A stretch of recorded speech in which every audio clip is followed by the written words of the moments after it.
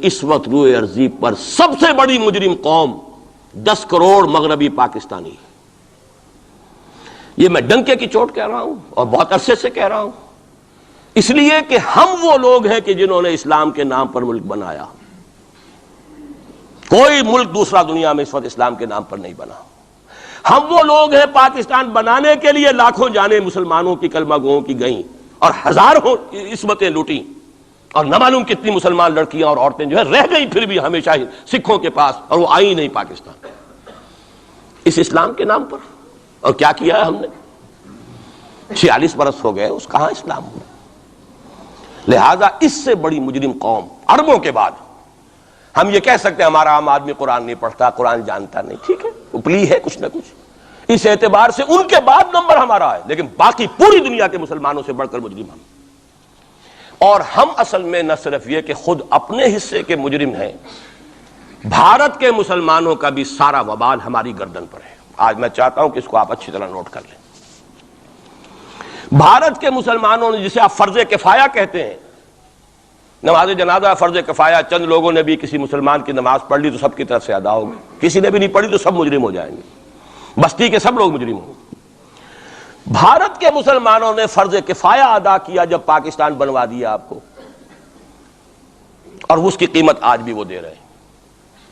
کھلے نعرے لگ رہے ہیں مسلمان کے 2 استھان، پاکستان یا قبرستان، تیسرا کوئی جگہ نہیں. ڈنکے کی چوٹ کہا بابری مسجد کے بعد ایل کے اڈوانی نے، ہم ساری مسجدیں گرا دیں گے ہندوستان کے اندر، کوئی مسجد باقی نہیں چھوڑے. ڈنکے کی چوٹ اعلانیہ، یہ سب کچھ ہو رہا، اور یہ نعرے تو نہ معلوم کب سے لگ رہے ہیں، اور نہ معلوم کب سے میں یہاں ان مسجدوں کے اندر بھی اور اپنی تقریروں میں غور کرتا رہا ہوں کہ کیا وہاں ہو رہا ہے. لیکن ہمارے تو کان پر جوں نہیں ریگتی. ہمارے تو وہی دھندے ہیں، وہی کاروبار ہے، اپنا بزنس ہے، اس کے سارے مسئلے ہیں، اس کی اپنی بلڈنگیں ہیں، اپنی موٹریں ہیں، اپنے ٹیلی ویژن ہیں، اپنے کئی کورسز کے ڈنرز ہیں. اللہ خیر صلی اللہ، ہمیں بحث کیا اسلام سے؟ تو بتائیے ہم سے بڑا مجرم کون ہوگا؟ آج جو کچھ ہندوستانی مسلمان پر بیت رہی ہے اس کا جرم ہمارے کندھے پر ہے. یہ میں جذباتی انداز میں نہیں کہہ رہا، میں تو 2 اور 2 4 کی طرح ثابت کر سکتا ہوں. انہوں نے فرض کفایہ ادا کر دیا، اور اس وقت یاد کیجئے مولانا ابوالکلام آزاد، مولانا مدنی، جمعیت علماء ہند کے علماء اپنے تقدس اور اپنے تدین اور اپنے تقوی کے اعتبار سے انکوسچنیبل، کوئی شک و شبہ نہیں ہو سکتا ان کی نیت پر اور ان کے تقوی پر اور کردار پر. انہوں نے کیا کہا تھا؟ یہی کہا تھا کہ یہ پاکستان بنا کر تم مسلمانان ہند کو 3 حصوں میں تقسیم کر دو گے. 3 میں کہا تھا، 2 میں نہیں، 3 میں. حالانکہ بظاہر تو ایک پاکستان بن رہا تھا نا، لیکن یہ مولانا ابوالکلام آزاد کے الفاظ تھے کہ 25 برس سے زیادہ یہ 2 خطے یکجا نہیں رہ سکتے. اور 25 برس کیا، 24.25 برس میں ٹوٹ گیا پاکستان. 25 برس پورے نہیں ہوئے، اور ان کے الفاظ تھے یہ کہ 25 برس سے زائد جمع نہیں رہ سکتے. 24.25 برس میں ختم ہو گیا. 16 دسمبر 1970 کو پاکستان ختم ہو گیا کہ نہیں ہو 71 کو.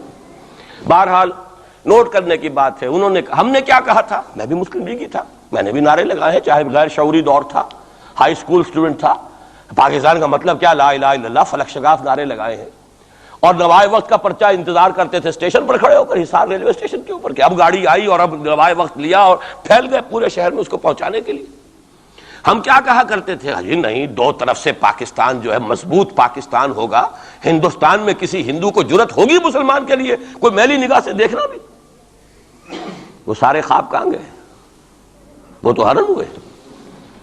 وہ 2 طرف کا جفا تھا وہ تو ختم ہوا، اس لیے کہ وہ زنبور تو اب رہا ہی نہیں، وہ تو کھل گئی، نوٹ ہی ختم ہوئی وہ مشرقی پاکستان. اور حال یہ ہے کہ آپ کی وزیر اعظم بنگلہ دیش نے یہ بھی پسند نہیں کیا کہ بابری مسجد پر جو بیان تھا وہ نواز شریف صاحب کے ساتھ مشترک بیان دے دیں. یہ اشتراک بھی دنیا کے سامنے نہ آ جائے کہ مشرقی پاکستان سابقہ اور اس وقت بنگلہ دیش کی وزیر اعظم اور مغربی پاکستان جو اب وٹ ریمینز آف پاکستان کے تحت صرف پاکستان ہے، اس کے وزرائے اعظم نے مشترکہ بیان دے دیا. یہ بھی نہیں آنا چاہیے. یہ حال ہے ہمارا.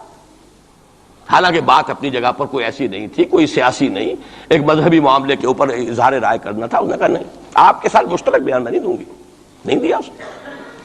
تو وہ جو تھا 2 طرف سے جفا وہ تو سن 71 میں کھل گیا.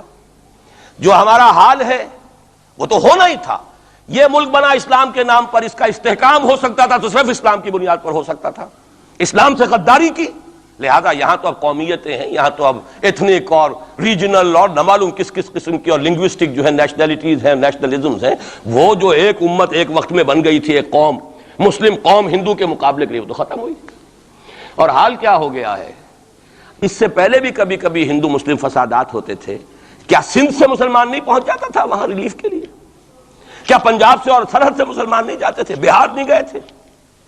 کیا کانپور کی مسجد شہید ہوئی تھی 1915 میں تو پوری ہندوستان سے مسلمان نہیں پہنچ گئے؟ آپ کیا کر رہے ہیں؟ مندر گرا دیے، یہاں بڑی بہادری کا کام کیا، مندر گرا دیے، شرم سے ڈوب مرنے کا مقام ہے۔ یہاں بھی گویا کہ ہم اپنے عمل سے اسلام کی مخالفت کر رہے ہیں۔ اسلام تو اجازت نہیں دیتا، آپ کسی اور کے جرم کی سزا کسی اور شخص کو نہیں دے سکتے۔ ہمارے پاس تو یہ سیکریٹ ٹرسٹ ہیں، یہ لوگ ذمہ وہ اپنے آپ کو منواتے نہیں، لیکن ہمارے تصور سے، اسلام کے تصور سے ذمہ ہیں۔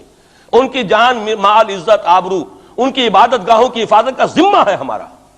ایک بڑی بہادری کی ہے، ذرا سوچئے تو صحیح کیا دنیا نے سوچا ہوگا، اور نتیجہ کیا نکلا؟ اگر کسی درجے میں بھی بابری مسجد کی شہادت پر کوئی دنیا میں کوئی رائے عامہ ہو سکتی تھی کوئی ہندوستان کے خلاف، ختم ہو گئی۔ جو انہوں نے کیا 10 گنا تم نے کر لیا۔ انہوں نے ایک مسجد گرائی ہے، تم نے اتنے 100 کہتے ہیں، پتہ نہیں مجھے تو معلوم نہیں 100 گرائے کتنے گرائے ہیں، بہرحال جتنے مندر تھے تم نے گرا دیے۔ فرق کیا ہے؟ ایک کردار ہے تمہارا، ایک ہی تمہارا اخلاق ہے، ایک ہی تمہارا معیار ہے، کوئی فرق ہی نہیں۔ بلکہ وہاں تو کم سے کم یہ تو رہا ہے، دنیا کی آنکھوں میں دھول ڈالنے کے لیے کم سے کم یہ کہ فورن منسٹری جو ہے اس نے ڈیزائن کیا، ہم نے مان لیا جی ہم نہیں کر سکے، ہم مجبور ہیں، حالانکہ سب ان کی اجازت سے ہوا ہے، بلکہ ان کی ملی بھگت سے ہوا ہے۔ لیکن یہ کہ کلیان سنگھ نے فوراً استعفیٰ دے دیا، منسٹری ختم ہو۔ پھر وہ بھارت کی مرکزی حکومت نے اور بھی پارٹیز کو بھی بین کر دیا، اور اس کے بعد یہ ہے کہ انہوں نے حکومتیں بھی 3 اور صوبوں کی توڑ دی۔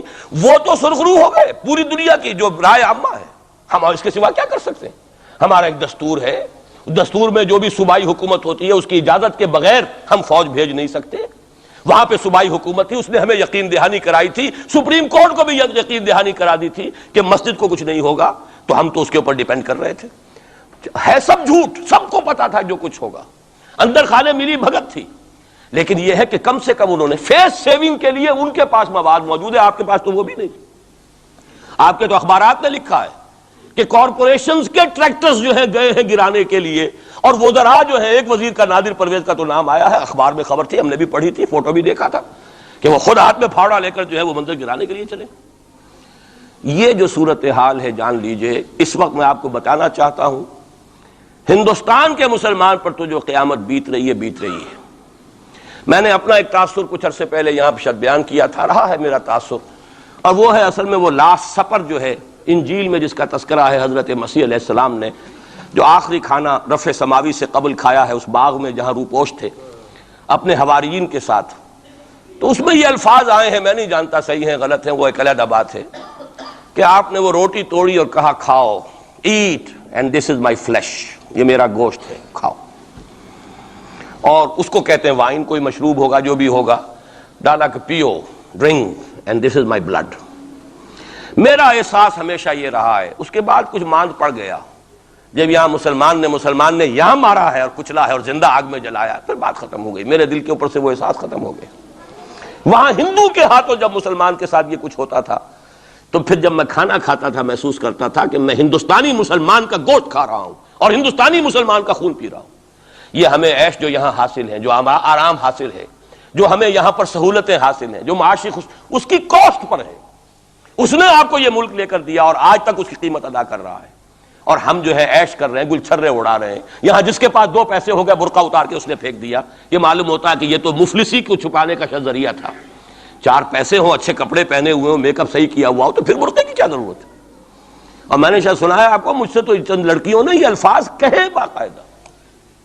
میں جب پریکٹس کرتا تھا لاہور میں کرشن نگر میں، تو ایک گھرانے کی، اور مجھے معلوم ہوا کہ ان کے والد انتہائی نیک تہجد گزار، کئی لڑکیاں تھیں بہنیں، ایک ہی تقریباً عمر 200 سے 1.5 سال کی، کبھی وہ آتی تھی کلینک میں میرے تو برقعے سمیت، کبھی آ رہے ہیں تو بغیر برقعے کے۔ تو میں نے پوچھا یہ کیا تماشا ہے آپ لوگوں کا، کبھی بغیر برقعے کے کبھی برقعے سمیت۔ صاف جواب دیا، میں ان کے الفاظ کوٹ اینڈ کوٹ میں ان کے الفاظ کوٹ کر رہا ہوں، ڈاکٹر صاحب جب ہمیں کوئی میک اپ کرنے کا، کپڑے بدلنے کا موقع نہیں ملتا تو ہم برقع پہن لیتے ہیں، اور جب ہمیں موقع ملتا پھر ہم برقع کائے کو پہن۔ تو گویا کہ اس کو چھپانے کا ذریعہ برقع ہے کہ کپڑے میلے ہیں، میک اپ نہیں کیا تو لہذا برقع پہن لیا جائے۔ یہ ہے حال پاکستان میں اسلام کا جو ہم نے بنایا ہے۔ تو میں جو کچھ دیکھ رہا ہوں وہ یہ ہے کہ ہندوستان میں تو قیامت، اب وہاں جو آفیشیل فگرز ہیں 1000 1200 کتنے ہیں، لیکن کم سے کم 10,000 آدمی، اور اب یہ چین ہے فسادات کی۔ کل کے اخبار میں احمد آباد کی تھی، کبھی کہیں ہے کبھی کہیں ہے، اور واقعہ یہ ہے کہ تبصرے یہ ہو رہے ہیں کہ ہندو فنڈامنٹلزم از آن دی رائز۔ یہ جو کچھ ہوا ہے، جتنا بھی اس کے اندر ان کو گرایا گیا ہے، ان کی حکومتیں گرائی گئی ہیں، اس سے انہیں تقویت حاصل ہو رہی ہے۔ They are getting stronger and stronger. Congress کے لیے اب اپنی جو ہے جان بچانی مشکل ہے، اور اس وقت سب سے بڑا ان کے لیے جو ہو گیا وہ یہ ہے کہ وہ کمیونسٹوں کی سپورٹ کے بغیر چل نہیں سکتے، اور کمیونسٹ جو ہے وہ ان کی جو اس وقت وہ امریکہ کے زیر اثر جو اپنی اکنامک پالیسیز چینج کر رہے ہیں اس کا ساتھ دینے کو تیار نہیں۔ تو یہ ڈائلیما ہے۔ فنڈامنٹلزم اصل جو چلا ہے وہ ہندوستان میں چلا ہے، بدنام پوری دنیا میں مسلمان ہو گیا، لیکن اب اس کا میں بلیم نہ امریکہ کو دے سکتا ہوں نہ کسی اور کو۔ یہ تو اے باد سبا ہم آوردہ توستی، ہمارا اپنا کیا دھرا ہے۔ یہ 1925 یہ جو دوسری جماعتیں ہیں، وی ایچ پی ہے، وشوا ہندو پریشد، یہ اس کی ایک ذیلی تنظیم ہے، جیسے جماعت اسلامی کی ذیلی تنظیمیں ہیں اسی طرح کی ذیلی تنظیم ہے۔ آر ایس ایس خود کبھی نہیں آئی پالیٹکس میں، اور 2 مرتبہ تاریخ میں اس کو بین کیا جا چکا ہے ہندوستان میں، چونکہ آر ایس ایس کا آدمی تھا جس نے گاندھی کو اسیسینیٹ کیا تھا 1948 میں۔ دی پارٹی واز بینڈ۔ اس کے بعد جب اندرا گاندھی کا دور آیا ہے وہ ایمرجنسی کا، اس میں بھی پارٹیز اس نے بین کی تھی، آر ایس ایس بھی بین ہوئی ہے، لیکن ہر مرتبہ پہلے سے زیادہ ابھر کر آئی ہے وہ۔ اور آج یہ سب کے سب وی ایچ پی والے، بی جے پی والے، یہ سب در حقیقت آر ایس ایس کے آدمی، کہ اس وقت ہندوستان میں مسلمانوں کی حالت بہت مخدوش ہے۔ کتنا بڑا انہوں نے قدم اٹھایا ہے، اور مسلمان کیا کر سکتا تھا؟ کوئی ریزنٹمنٹ کی ہزاروں سینکڑوں، اور پولیس والوں نے بھولے، وہاں کوئی اس وقت رائٹس نہیں ہوئے، اور صاف کہا ہے ریڈیوز نے بھی، بی بی سی نے بھی، پولیس کی فائرنگ سے مارے گئے۔ ایک دن میں 300 آدمی بامبے کے اندر جو ہلاک ہوا ہے پولیس فائرنگ سے ہوا۔ کیسے مقابلہ کر لے؟ فوج کا کیسے کر لے؟ پولیس کا کیسے کر لے؟ اس اعتبار سے جو کچھ وہاں بیت رہی ہے وہ تو بیت رہی ہے، جو ہم پہ گزری سو گزری مگر شب ہجراں۔ اب یہ معاملہ پاکستان والوں کے سوچنے کا ہے، جو ہم پر گزرے گی۔ کچھ لوگ ہمارے ہاں بڑے دانشور بنے پھرتے ہیں اور بڑے شوق سے ارے ہندوستان ٹوٹ جائے گا، وہ تو ٹوٹے گا، لیکن اس کے ٹوٹنے سے پہلے تم پر جو آفت ٹوٹے گی اس کا تمہیں تصور نہیں ہے۔ تم سمجھتے ہو کہ یہ جو لکیر کھینچی ہوئی سرحد کی یہ بچا لے گی، جبکہ اصل مجرم تم ہو، میں ہوں، آپ ہیں، جنہوں نے ان کی کوسٹ پر یہاں عیش کے اپنے ایوان سجائے ہیں، ان کا خون پی رہے ہیں یہاں پر عیش گاہوں کے اندر۔ ہم ہیں اصل مجرم، تو ہم در حقیقت وہ عذاب الہی جو ہے بالکل سر پر آ چکا ہے۔ اور یہ میں بتا چکا ہوں کہ اول نمبر مجرم مسلمانان عرب، نمبر 2 مسلمانان پاکستان، لیکن قوم یونس کی طرح سے ایک امکان ہے کہ ہم ابھی توبہ کریں، روئیں، گڑ گڑائیں، فیصلے کریں، زندگیوں کو بدلیں۔ انفرادی توبہ جب تک نہ ہوگی تو اجتماعی کیسے ہو جائے گی؟ افراد کے ہاتھوں میں ہے اقوام کی تقدیر، ہر فرد ہے ملت کے مقدر کا ستارہ۔ ہماری بیماری کیا وہ کر دے، میں بیٹھا رہا ہوں، میں تو اپنے دھندے، اپنی دکان، اپنا کاروبار، اپنی فرم، اپنا پروفیشن، میں تو اس سے نہیں لوں گا، اور لوگ کر دیں، بہت کریں گے، کوئی تھوڑے سے چندے دے دیں گے، بس بہت ہے، باقی ہمارے عیش، ہمارے کاروبار، ہمارے پروفیشن، ہم اس سے وقت کیسے نکال لیں؟ کیسے ممکن ہے؟ پھر کسی کے ہاتھ میں ہاتھ کیسے دے دیں؟ کسی کو امیر مان لیں، اس کا حکم مانیں؟ جبکہ دنیا میں جیسا کہ میں نے عرض کیا وہاں کیا ہوتا ہے، آر ایس ایس کے اندر اگلا امیر بھی وہ منتخب نامزد کرتا ہے پچھلا امیر، اور اپنے پاس رکھتا ہے ڈکلیئر کر کے کہ میرے بعد یہ ہوگا، تاکہ ٹریننگ اس کی زندگی میں لے لے۔ اور نظم چل رہا، 25 لاکھ اس وقت ان کے والنٹیئرز ہیں پورے ہندوستان کے اندر۔ ہمارے ہاں جماعتوں کی سپلٹ ہو رہی ہے، ٹوٹ پھوٹ ہو رہی ہے، اور نئے محاذ ایک اینٹ روڑے اور جمع کر کے، لیکن سب کو معلوم ہوتا ہے کہ یہ سب جمع ہوتے ٹوٹنے کے لیے۔